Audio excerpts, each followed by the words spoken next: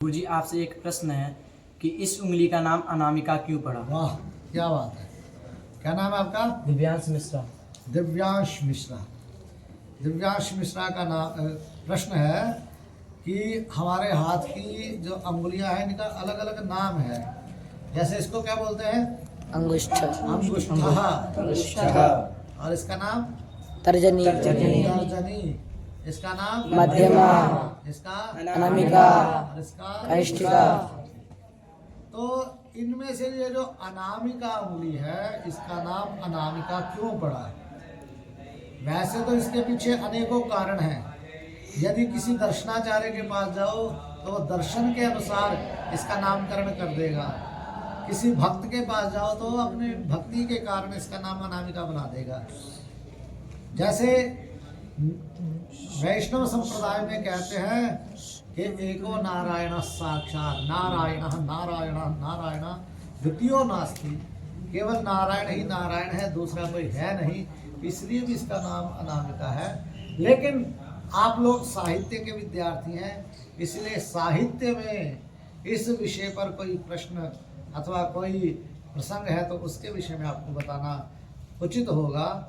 तो एक बहुत अच्छा श्लोक है, साहित्य में आता है इस अंगुली के अनामिका नामकरण के लिए। बहुत अच्छा श्लोक है कि पुरा कवीनाम गणना प्रसंगे कनिष्ठिकाधिष्ठित कालिदास अद्यापि तत्तुल्य कवेर भावात अनामिका सार्थवती बभूव। अर्थात पूरा प्राचीन काल में कवीनाम गणना प्रसंगे, एक बार एक राजा के दरबार में कवियों की गणना होने लगी कि इस समय कवि कितने हैं, कौन कौन से हैं, उनकी गणना करें। तो गणना का प्रसंग हुआ, जैसे जनगणना करते हैं वैसे कवियों की गणना होने लगी। तो सबसे पहले जब हम गणना करते हैं तो किस अंगुली पे पहला नाम रखते हैं? कनी। तो जब जैसे ही गणना होने लगी तो किसी ने पहले कवि का नाम बताया, कालिदास, कनिष्ठिकाधिष्ठित कालिदास। इस अंगुली पे कालिदास का नाम गिन दिया, तो इस अंगुली का नाम हो गया कालिदास। तो इस अंगुली का नाम कालिदास हो गया। अब कहा कि दूसरा नाम, जब पहले ही नाम कालिदास बोल दिया तो दूसरा नाम कोई ऐसा होना चाहिए जो कालिदास जैसा महान हो। तो कालिदास जैसा कोई महान मिला नहीं, इसलिए दूसरी अंगुली का नंबर आया नहीं।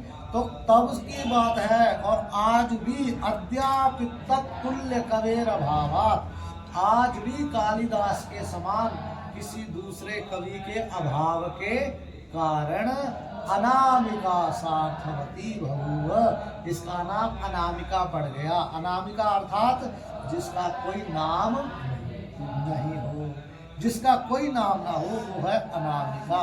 तो इस अंगुली का नाम तो हो गया कालिदास, कनिष्ठिका अधिष्ठित कालिदास। कनिष्ठिका में तो कालिदास को स्थापित कर दिया, लेकिन इस अंगुली में स्थापित करने के लिए कोई कालिदास के समान कवि मिला नहीं, इसलिए इसका कोई नाम पड़ा नहीं। और जिसका कोई नाम नहीं होता उसका नाम है अनामिका।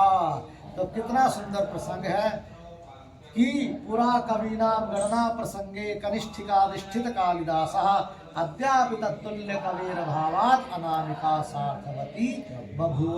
आइए मिलकर के इस श्लोक का उच्चारण करते हैं। मैं बोलूंगा और तुम लोग पीछे पीछे बोलना है। पुरा कवीनाम गणना प्रसंगे, पुरा कवीनाम गणना प्रसंगे, कनिष्ठिकाधिष्ठित कालिदास, कनिष्ठिकाधिष्ठित कालिदास अद्यापि तत्तुल्य कवेर भावात्, अद्यापि तत्तुल्य कवेर भावात् अनामिका सार्थवती बभूव।